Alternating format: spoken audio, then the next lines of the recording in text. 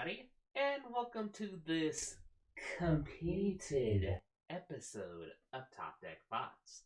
Now, as you all know, around the corner will be Phyrexia. Oh, will be one. And I'm actually going to be having a fun kind of like weekend with that, where I'm going to do the early access stream on Thursday, should have a Bots on Beans stream on Saturday, and even doing some fun Phyrexian translations on Sunday. But first things first. We have to actually talk about what I feel is my top 10 cards of the upcoming set, Phyrexia. Oh, will be one.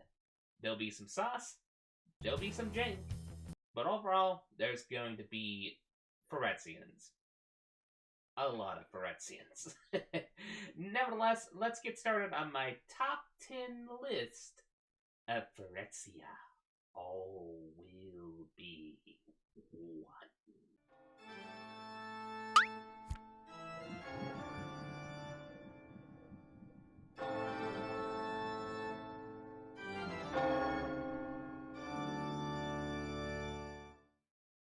Before we get started with this list, though, let's actually talk about some honorable mentions that I do feel like you want to keep an eye on, essentially. My honorable mentions are the following. First off, Annihilating Glare. This is a 1-mana black sorcery that just essentially is a upgraded Bone Splitters, but the most important factor is that to do it, you can also sacrifice an artifact as well as a creature. This is actually very important because I do feel like this is going to be a very, very strong removal spell within kind of like the Oni Cult Anvil / also pretty much any of the decks that we have that either have a heavy emphasis on artifact synergies or either have artifacts in general. I mean, the fact that you can just sacrifice a treasure token to destroy a planeswalker is very significant. So, don't sleep on this card. I'm just going to say that right off the bat.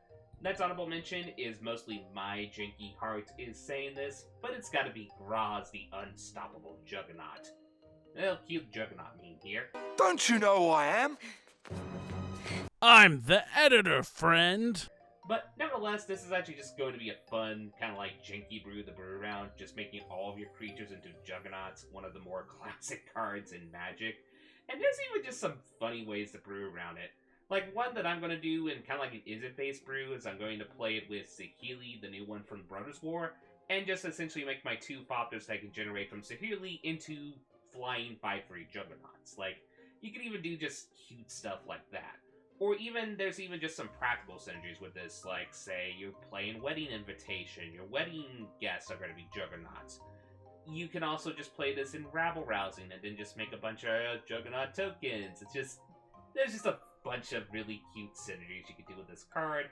And of course, with the upcoming set, we're going to have a bunch of Might tokens, so all those can be Juggernauts. And yes, one of the early access brews is going to be a Might Juggernaut brew, because of course.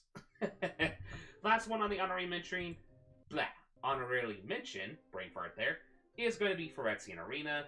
This one is mostly the one that people always kind of want to overrate for Commander or underrate for Commander, depending on who you ask. Honestly, I still think Black Market Connection's a little bit better, but I wouldn't blame people for playing this card in Commander. It's still just a solid card draw engine in general. But really, the reason why it's on the honorary mention is I do think this is still going to be a decent standard card. Mostly for any mono-black control deck or even just mono-black mid-range deck. I think they are going to love this card, just being able to draw the additional card at the beginning of each upkeep. As well as the losing of life's not going to matter much in black because, well, Shieldred's in the format. So, literally, the Phyrexian Arena with Shieldred on the battlefield is draw a card, gain 1 life, essentially. And more or less. Nevertheless, that is the honorary mentions, so let's actually get to the list. Shall we? Number 10. Number 10 on the list, this one's going to be pretty easy because this one is going to be a bunch of cards. But honestly, number 10 on this list is going to be just all the Planeswalkers coming in this set. While we're not going to get a astronomical load like we got in, say, for example, War of the Spark, we are still getting 10 Planeswalkers, 5 completed, 5 non-completed, essentially. And as much as I want to say there are best and worst cards in here, I think really all the general Planeswalkers, it's really hard to choose one out of the bunch. I look at all of them and actually I can see just practical value recruit all of the planeswalkers within the set. So, for the sake of just essentially just keeping it simple, I'm just going to essentially, with the completed side as well as the non-completed side, pretty much show my sleeper card as well as my what I think is the good card from those cycles. Though, just to be frank, all the planeswalker cards in the set are really good. Just so that we're clear here. Anyway, for the non-completed side, I think the sleeper of the list is going to be Kopf, personally. I think a lot of people are underestimating how easy it is to get that ultimate, especially with Proliferate in the format. Plus, also just a generally good mono-red control card. Just using your mountains to essentially use the minus to remove something. Getting mountains and such could be beneficial, especially in formats that have landfall synergies. I do think Kopf has a lot more punch than people are kind of like estimating at first. Sure, it's not like the old Kopf, but I do think this Kopf actually has some value. And then I think the best out of the non-completed bunch, so honestly, you could make a two-way tie. Someone could say Kaya, someone could say the Eternal Wanderer. Both of them are very good for what the deck you want to put them in, which is essentially control. I'll probably put the emphasis, though, on the Eternal Wanderer, at least for this moment. Mostly because mono-white control is an archetype in the format. And this one just seems like a decent one, maybe even two of in the list. Just being able to generate a token, being able to flicker something to either stall an opponent's creature, or repeat an ETB value of your own creature seems very valuable. Also, specifically just, it's a board wipe planeswalker, which, yeah, planeswalkers with board wipes seem pretty good. Now let's go to the completed side of the planeswalkers. I think the sleeper planeswalker, I'm gonna be legit honest, I think it is Jace. I know a lot of people are down on this Jace because, you know, kind of like the big thematic point of Jace being completed is essentially going to be giving them what basically amounts to a mill engine card. Still, I think just looking at this card as a mill engine card is kind of giving it less credit than it deserves, let's just say. I do think the +1 is actually going to be relevant. It's hard because we do have a lot of hasty creatures in the format, but any kind of like mid-range format where the creatures are not so hasty, I do think this +1 is actually can be a little bit relevant. And even the mill component strategies are not bad because you could be using it for kind of like your own reanimate, like yourself milling yourself, which then you could get it to where you have 20 cards in your graveyard, and then you essentially can get to the draw 4 cards. I mean, that's very good. And the mindsets, like I said before, kind of like with Kopf, we are going to go into a proliferate strategy, and I do think with the proliferate strategy, I think we're going to see that card mill a lot of cards. Let me put it like that. And as for the best card, honestly, personally, for me, it's hard because for me, I play Standard, so I'm going to obviously say Vraska. Though, if you play other internal formats and say, like, Nahiri, I won't blame you, but honestly, I'm going to go with Vraska. Just a very flavorful card. The removal's great. The plus is great, just being able to proliferate, which helps you and draw a card, which is great. And if you can get to the ultimate, which is easy since you're proliferating, nevertheless, it's just a very valuable card. Very sad that Jace and Vraska both got completed, but hey, that's how the story goes. Anyway, that is my a little bit big, but that is my number 10th on the list. All the planeswalkers in this set, all of them are going to be pretty good in their respective deck designs that want them. Trust me, don't sleep on these planeswalkers. Number 9 on this list, the Sword of Forge and Frontier. This one is kind of pretty simple. It's just a very good sword. Sure, it's not like the best sword in all cycles, but I do think a lot of Q players are going to enjoy this sword to help them cut out one of the more overpowered swords, like let's say, for example, Feast and Famine, essentially, stuff like that. But I do think this is going to be really practical and standard in decks that can justify playing this equipment. I do feel like just getting the protection for red and green, I think a lot of people are underrating that, because I do think red is going to be a pretty good archetype, and just giving one of your essential creatures, like let's say a Shield Red, for example, protection from a red burn spell, like say a Rebel Salvo, is going to be pretty relevant, I'm just going to say. Plus, once you get the dealt damage in, you get essentially a, what I say is kind of like a Gruul variation of Expressive Iteration, being able to play an extra land, and as well as just being able to get an extra spell to cast, potentially. Very good value. This sword is a very good sword. I do think it's going to see a lot of standard play, and at the very least, it's going to be tested in Pioneer without sweat. Number 8. Number 8, the Scheming Aspirant. Aspirant? Aspirant? Is that how you pronounce it?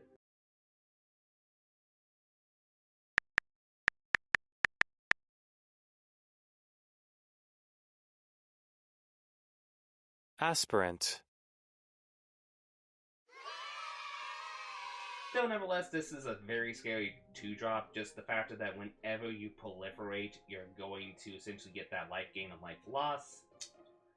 I think this is going to do some silly shenanigans in the right deck, because, let me put it straight, this whole set has a ton of ways to proliferate. We're going to be talking about some cards in this list that will help you proliferate. I feel like there's going to be, even though there's just some cards that didn't got on the list, but still I think are going to be popular cards that will proliferate. Proliferates everywhere, and I do think someone is going to try to, at the very least, try to make a combo deck with this, where you essentially play Scheme Aspirant, protect it, and then just essentially proliferate, proliferate, and drain your opponent for a significant ton of life. So, this one's pretty simple. Scheming Aspirant, it's going to deal a lot of damage. 7. Number 7 on this list is Mondrak Dominus. This one's pretty simple. It's essentially anointed procession on a potentially indestructible creature. I love my tokens. This is going to help you make tokens. It's going to help you make more treasure tokens, more like creature tokens, and more like clue tokens. Whatever tokens you make, this is going to double it. It's always good to have doubling abilities, and we even have some silly shenanigans we could do in standard with this, with essentially Dravik, I think is his name, essentially. The one that essentially, when a legendary creature dies, you make a token copy of it, so you can make like 2 token zombie copies of Mondrak, and just all the token shenanigans abound. So, whether playing this fairly or doing some janky combos with it, I do think this is going to be a very fun card to play with, and that's why Mondrak is number 7 on my list. Number 6. Number 6 is the Ikamoon Gauntlet.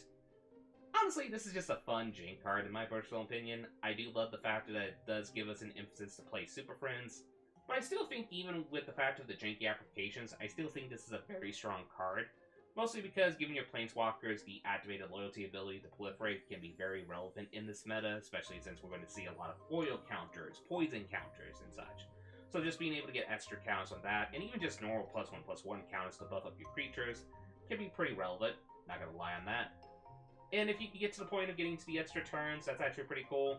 But I do think this is one of the rare Jank Engine cards where getting multiple copies of it doesn't feel bad.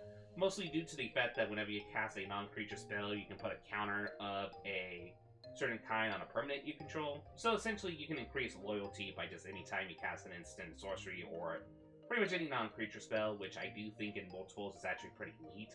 Like, you could have like 2 Ikamoon Gauntlets out, just do a shock, and then just up one of your Planeswalker's loyalty by 2 without even having to activate a loyalty ability, which is pretty silly if I say so myself. Nevertheless, number 6 on my list, the Ikamoon Gauntlet. Number 5. Number 5 on my list is Skred, the Defector Might, I think is how you pronounce that. Anyway, this one's pretty simple. This is essentially just a legendary Mother Runes, or Mom as we like to call it. It also has kind of like an aggressive edge toward it, so the fact that you give protection from a certain color, which then can make your creature go attack in, which is going to be relevant since it also gives the creature Toxic 1, so this is actually a way you can actually go into the Toxic game plan in a kind of like maybe mono white or dual color strategy. I just like this, and also just the factor that you can use this by just doing a Phyrexian mana, so you can protect your creatures either with the cost of a white mana or 2 life. Very strong. I think Skred is going to see a lot of play in the right deck. I'm just going to put it like that. And that's why it's number 5 on my list. Number 4. Number 4 on the list. And this one's pretty easy. This one's another cycle within the set, which is the Twilight Cycle. All of the suns have a specific Twilight Cycle within the set. I'm going to emphasize, though, on Black Sun's Twilight. I think this is going to be the most strong standard one. Though there is an argument for the white one, not gonna lie, due to the fact that it can be a board wipe that generates you a ton of tokens. Don't sleep on that. But I'm gonna emphasize Black Sun's Twilight for this one, mostly just because it's a unconditional removal spell that can easily deal with the indestructible creatures we're gonna see in the format. As well as if you get X high enough, it's also a reanimator spell. And there's a lot of juicy targets to reanimate in the format, so yeah, this one's simple. It's unconditional removal that can also be a 2-for-1 that gives you an unconditional reanimated spell. Nice, simple, and to the point. Number 3 on the list for me personally is the card that has the set's name, All Will Be One. Or as I like to jokingly call it when I said it into my review, All Planeswalkers Will Be Flametongue Kavu. I could just end this segment here and such, just say kind of like how powerful this card is. Just the fact that it can make any of your proliferate into burn spells, as well as just any creature that has an ETB with counter effects into a burn spell. I mean, for Pete's sakes, you could burn people with Dark Depths. Let me repeat that again. With this card out, you can burn people with Dark Depths. Not to mention all the infinite combos that people have already been talking about with this card. So, yeah, the card with the set name is a very strong card. Don't sleep on this. Number 2 on this list. I had to put it on here, even though she's probably going to be mad that I didn't make her number 1. We'll see why in a minute, but number 2 on this list gotta be Elesh Norn, Mother of Machines. This one is pretty simple. This one doubles your ETBs and negates your opponent's ETBs. We're in a meta, or we're in a realm of Magic where essentially there's a lot of powerful ETB creatures, enchantments, artifacts, planeswalkers even, etc. that have powerful into the battlefield effects. So the factor that we can use Elesh Norn to double the value, like getting a double value on an Oblivion Ring, or maybe even double card draw, very strong. And also being able to negate our opponent's ETB strategies is very relevant in this meta. Like being able to negate the ETB of a Blood-type Harvester, or even a Brutal Kafar, is going to be very relevant. Oh dear, you can even double the removal of Brutal Kafar. Oh, that's gross. So yeah, this one's pretty simple. Elesh Norn, it's number 2 on the list. Was so scary that even people were wondering if it's going to be banned in Commander, which honestly I don't think it is, but we'll wait a few months from now to see if that's the case. Nevertheless, number 2, Elesh Norn, Mother of Machines. Number 1.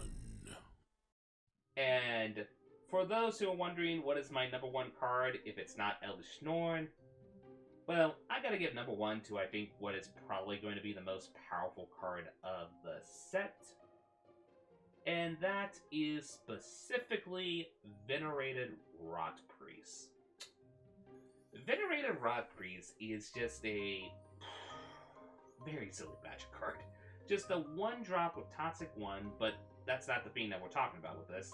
The thing we're talking about with this is the fact that it has the ability that whenever a creature becomes a target of a spell, not a spell your opponent controls, not even a spell you own, just any spell in general, target opponent gets a poison counter. There's just so many practical applications for this in Eternal formats. I think this is going to be in Modern Infect without a sweat because it helps protect your Infect creatures. Mostly with any Infect deck, you're going to be applying a bunch of buff spells in general, so that just gives additional poison counters to your opponent.